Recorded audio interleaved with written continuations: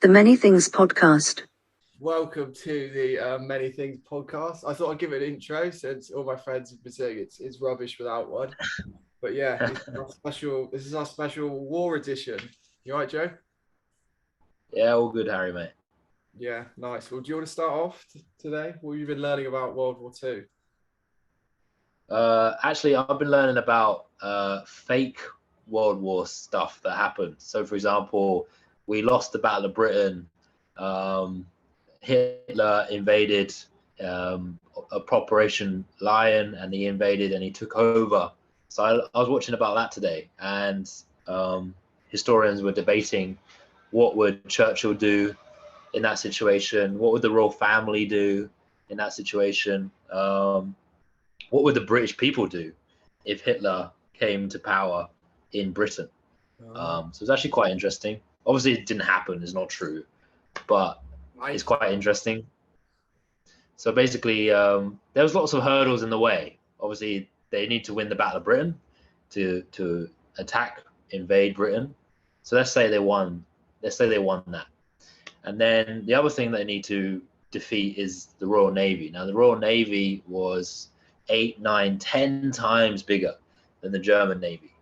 And it was never, it would take maybe even after the war had ended for Germany to catch up to Britain. So Germany would have to overcome that to invade Britain as well. And also, which is quite interesting, I didn't realize how poorly equipped the Germans were to invade. So you can check online, there are they needed carriers, to get the Germans over the British Channel. And they simply just used barges with no protection, nothing. They were just going to use civilian barges to get from France to Britain. Yeah. And they were just gonna do that. Most of the personnel carriers would be that. So the British Navy would easily sink that. Sort of like the Dunkirk version of an invasion of Britain. How we got evacuated from Dunkirk. They would use the same means to invade Britain, which is crazy. I didn't think it was that poor. And then I know, like Dad's Army, you must know about Dad's Army. Like it's comical, yeah. But actually, there was millions of these 17-year-olds to 65-year-olds in Britain that were trained to, fight guerrilla warfare. So there was thousands of pillboxes all along the coast, and there was these guys willing to fight and die for England. So you've got that, you've got all the Polish and all the others that have been evacuated from Europe that are willing to fight.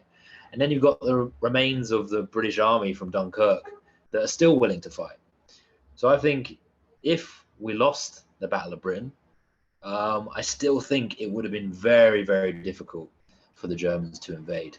And also they've got to fight Russia still. So they're still fighting Russia on the Eastern Front.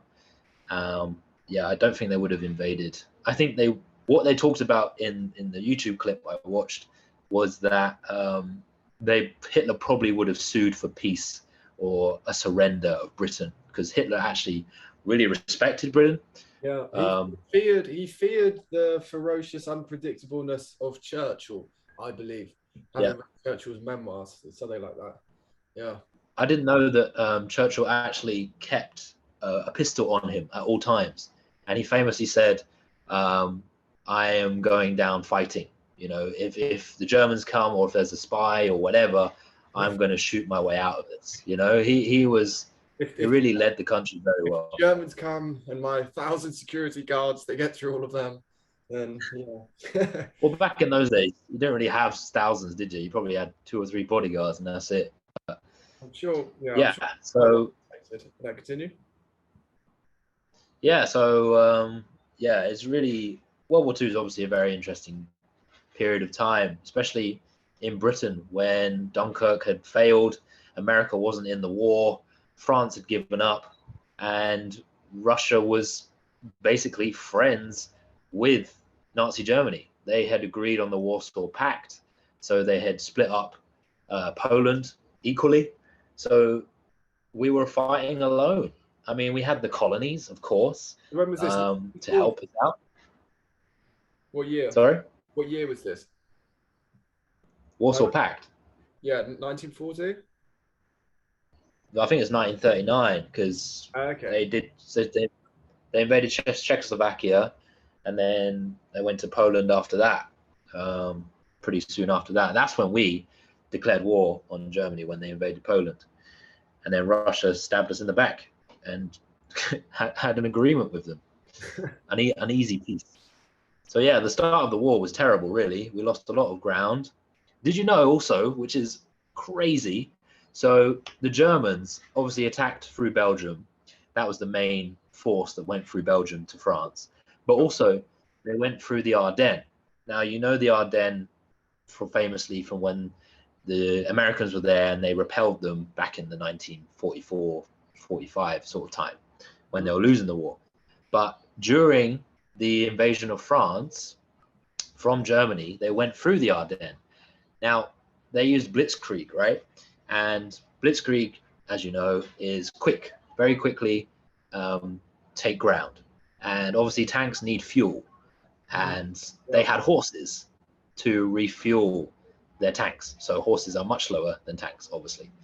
And there was actually a massive opportunity for the French. So a scout plane went over the Ardennes and said, oh my fucking God, there is a load of German armor sitting in a massive traffic jam just outside of the Ardennes. And the French leader, he says, no, that can't be true. Why would they come through the Ardennes? It's really difficult. There's lots of trees. It's very hilly. Why would they come through there? I don't believe you. Didn't make sense. So he ignored that request from his intelligence, and historians debate that the war could have ended then. The war could have ended.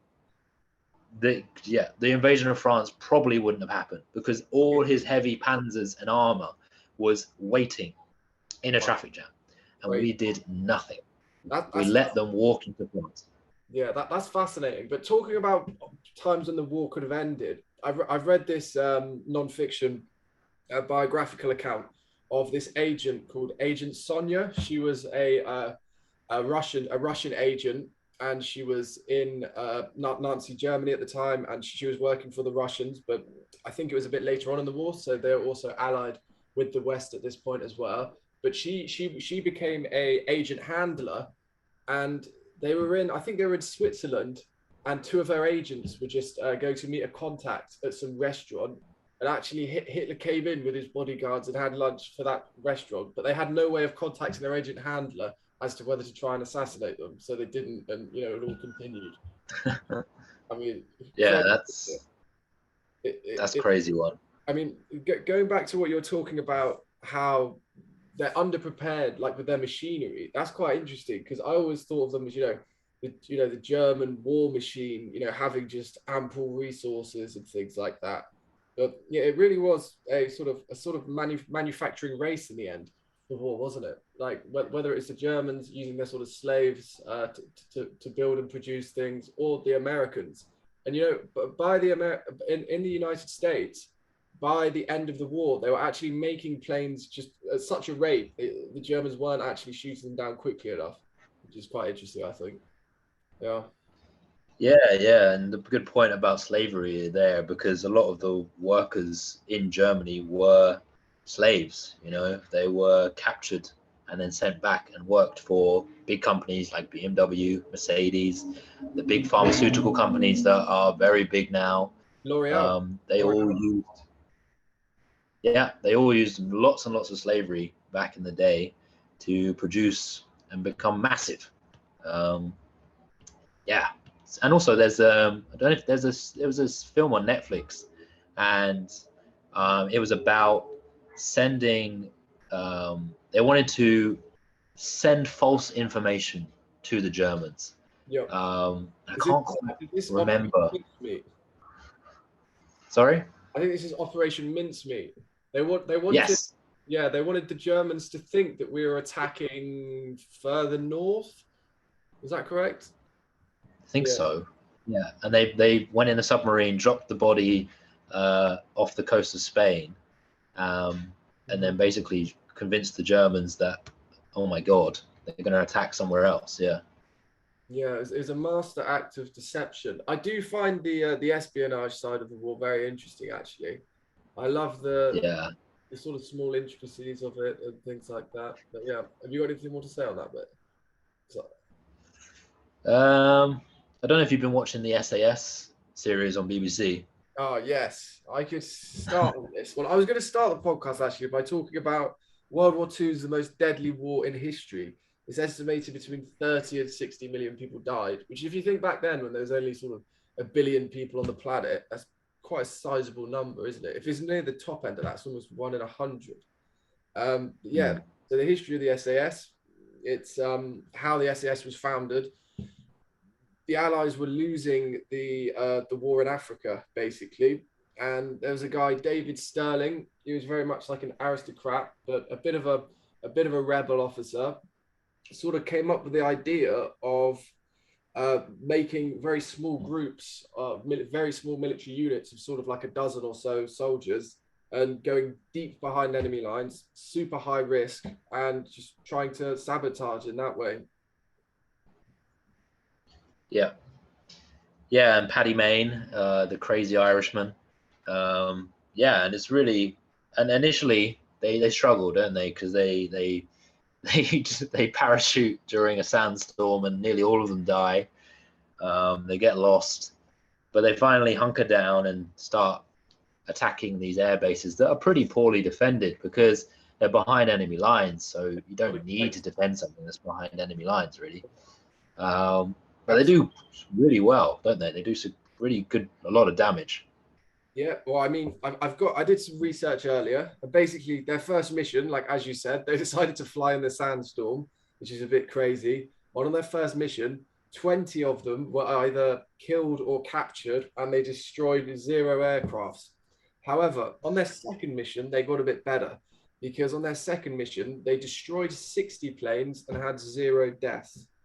But yeah, so it's pretty interesting. Imagine if, your first mission of this brand new unit, you had to persuade all these people to get the funding for it and stuff, and that happens. 20 died or captured, and nothing gets destroyed.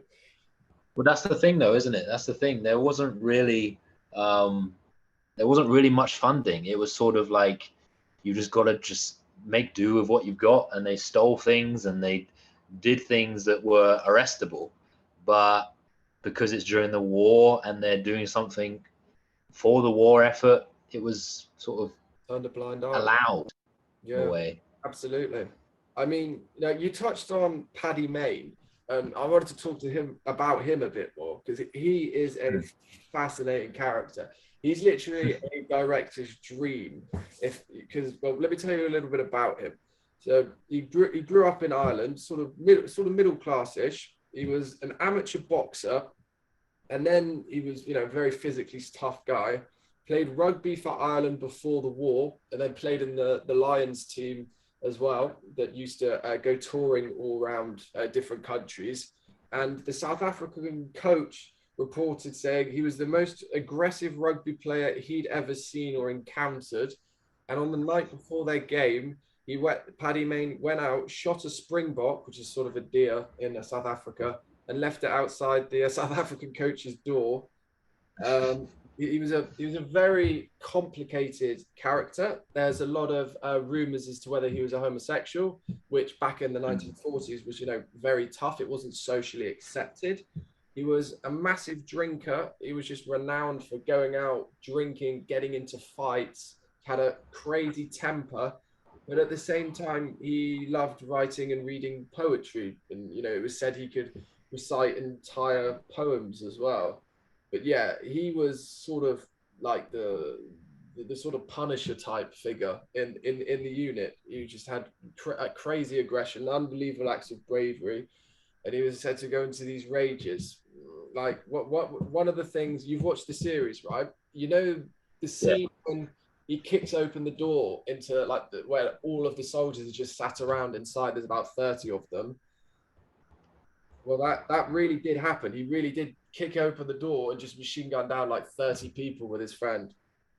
Which, I mean, I'm not sure who that fits under the Geneva War Convention, but so he's just fascinating. Well, the thing is about that is that pilots are so much more than their planes. The pilots are, if you kill a pilot, you've shot down like 2 or 3 planes. A pilot is irreplaceable. So shooting 20 pilots in a room, that's a big win in terms of war effort. So, and he was thinking about that, but he's just a crazy. He's just nuts. He's just the right man for the right job in the right place. And I think after the war, he struggled a lot. I think he went to prison, and I think he actually died quite young after the war. I think he struggled with after war because he was, a wolf let loose. Well, and you can't really what's it called? Yeah, he was just a wolf, crazy wolf. Yeah, it's like such a crazy wild man has no real place in society, but it was just kind of perfect timing that his war came up and sort of found himself in the right place and at the right time. And actually a lot of people say that he deserved the Victorian Cross, which is the highest war honor you can get from the British military. However, they say he actually deserved it on multiple occasions. Yet to get a VC, you need 2 eyewitnesses. Yet they think that there was only 1 eyewitness for it as well. But yeah, it's astonishing reading about him, really, the sort of character he was. I mean, what was going on in that man's mind, I don't know. Yeah. He probably would have been in a psychological unit or something if there was no war. Oh yeah, for sure. These days he would definitely be institutionalized. Like he was clearly like something wasn't level in his mind, something was going on. But yeah, and they do think that the SAS was hugely influential in swaying the way in the war as well. But Paddy Mayne, lastly, they in the series they did competitions on who could blow up the most planes, and that actually happened. And it says on this history website they think he single-handedly destroyed 120 enemy warplanes over that period. It's a lot. It's a lot, yeah. A lot of planes. He's probably killed more people than that as well, which is, it's fascinating, really, isn't it? I'd like to talk about also the French again, and the fact that during the France has been occupied, Vichy France is now in effect, and all the generals that fucked up were now in southern France and sort of surrendered basically to the Germans and had an uneasy peace with them. That's actually where a lot of workers went. When France surrendered, a lot of workers from France were sent to Germany to work in the industrial heartland. But also, obviously, the British Navy is the biggest in the world, and we've got ships all over the place. And France's Navy is actually pretty big as well. France actually has one of the biggest armies at this point as well. So that's why the shock of Germany taking Paris was so huge. Anyway, so there is the French Navy are in North Africa, in Morocco area, and we say to them, we need to commandeer your vessels because the Germans are coming and you could give them to the Germans. You've just surrendered to Germany. You could give them to Germany.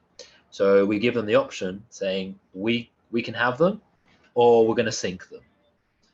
You probably know about this already. Right. And the French are stubborn Frenchmen, as they always are, and their world centers around them. And they say no. So we say, well, huh? Were they striking?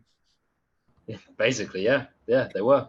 They weren't active. They were just at their ships, just at the docks, and we opened fire, and we killed 2,000 or 3,000 French sailors in that attack. Yeah, a lot of Frenchmen died. It was the whole navy basically. And yeah, we obviously felt terrible for doing that, but the effects could have been 50,000 British sailors, you know. So interestingly, when we reinvaded Normandy and we got back into North Africa, the Americans were on our side now. So the Americans start to invade Morocco and North Africa, and the French are there. The French still have a stronghold there, still have soldiers there, and they start to fire upon the whole American Navy that's been sent to invade Africa and help us against the Germans. And the Americans are just absolutely shocked because, for one, it wasn't them who shot at the French, but this is the French's own back on us for killing their sailors. Yeah. And the Americans just said, all right, fuck it. And they absolutely pounded the positions, the French positions, for I don't know how long, but caused so many casualties. And the French just said, all right, we'll fucking stop. So the French's stubbornness got in the way of many. The French. That's why my grandfather says, "Oh bloody hell, the French! All they're good at is surrendering." The problem is the French people were actually willing fighters. They had the biggest army. They had the Maginot Line. Yeah, You know, this famous. I didn't know the size of their army was so big. Yeah. Yeah, they had one of the biggest armies in Europe. But do you know what about their army? So poorly modernized. So poorly. Some of them were fighting with cavalry still. Some of them were fighting with swords. Some of them didn't have guns. They had spades and stuff. It was What do you mean? They weren't fighting with swords in World War II. No, genuinely. They hadn't modernized since World War One. Really? They were fighting with swords? Wow. Not everyone, but there are accounts of them fighting with pretty much nothing. With stale baguette. Just imagine there is a tank, a Panzer tank. There are lots of different types of mobile vehicles coming towards you with machine guns and everything like that. The Germans were years ahead of the French. They modernized their army so much more. So the French were just never, ever ready for it. And the commanders had their opportunity to destroy them in the Ardennes, and they didn't believe it. So the French failed on many fronts. That's fascinating. But when you say the Vichy, because wasn't it that the Germans were fully occupied and they were running the north of France, but then the southern Vichy, they sort of said, you can run your country still, but you have to listen to us, but we'll tell you how to run it, right? Yeah. There were a lot of there was resistance in the Vichy. But there was also a lot of people smuggling routes. So if any soldiers, whether it was like Allied soldiers, Brits or whatever, and their planes had come down over German occupied France, they knew they had to get down and somehow make their way without being caught by the Germans, the 1,000 or so miles or whatever it is, down to the neutral Spanish border. Now that meant crossing the Pyrenees, and often sometimes that was in winter. Now my parents actually live in the Pyrenees, and probably about half an hour's drive away, there are some famous towns where it was famous that these people were like hiding out in these towns, and they had this whole smuggling network. So they went through the mountains, which is really cool. And I read this book recently called Dual Crossing. I don't know if you've heard of it. And it's basically it's a collection of different passages, stories of different Jewish people who are getting smuggled out over the Pyrenees, and the resistance groups were helping them get smuggled out from France into neutral Spain. It's fascinating, some of the accounts. Some of the local people, incredibly brave, sort of risking their lives to help these complete strangers escape the German grip. But it's really funny. Some of the stories was very French. One of the women in her family were mad at the smugglers because it was like a 2-day trek, and all the smugglers had packed was wine and no water. Imagine that. That is, It's crazy. yeah. It's crazy. Yeah. Yeah, I've only recently started learning about the whole the Vici thing as well. I learned something quite interesting recently. Obviously, I just watched a YouTube video about the history of Brazil, so it's very basic and didn't go into detail at all. But what I picked up from World War II, I didn't know that Brazil was an ally to Britain. We ordered the Brazilians to go into the Amazon and make rubber and send it to us. So that was massive help. And then also they actually were they were obviously sending supplies to Britain, and obviously the German U-boats were destroying them. So Brazil actually declared war on Nazi Germany. Wow, I didn't know. What did we need the rubber for? And what? Everything, tires, I don't know, making Tires. things. Oh, this is a good one. So did they send actual soldiers? Did Brazil send actual soldiers in the war? They sent 20,000 soldiers to Italy to fight in the Italian campaign. Fight against the Italians. Yeah. They were the Germans. Wow, no, I didn't know that either, to be honest. I didn't know that at all. I wanted to, before we finish, have you heard about the Nazi stolen gold? Yes. Yeah, I mean, I've been watching a few documentaries on it recently, and it is fascinating. So basically, the Germans during the war, they took France, sort of the Netherlands, Poland, and what they'd do, they'd go to the banks, they'd take the gold, they'd go to the museums and take the art as well.